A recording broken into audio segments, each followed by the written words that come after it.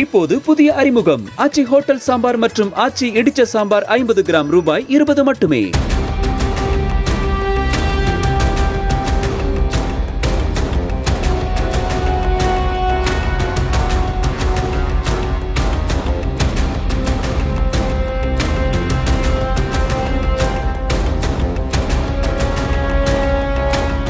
Chennai central ரயில் நிலையத்தில் பயணிகள் காத்திருப்பு பகுதியில் 70,000 ரூபாய் மதிப்புள்ள தங்க நகை வைத்திருந்த கைப்பையை முன் இருக்கையில் வைத்துவிட்டு பின் இருக்கையில் தூங்கிய பெண்ணின் கைப்பை திருடப்பட்டது.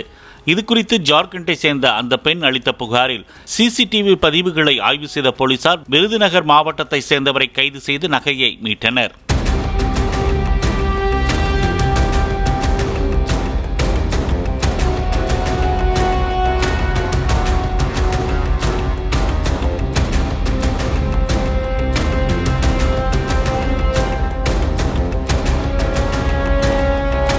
இப்போது புதிய அறிமுகம் ஆச்சி ஹோட்டல் சாம்பார் மற்றும் ஆச்சி இடிச்ச சாம்பார் 50 கிராம் ரூபாய் 20 மட்டுமே.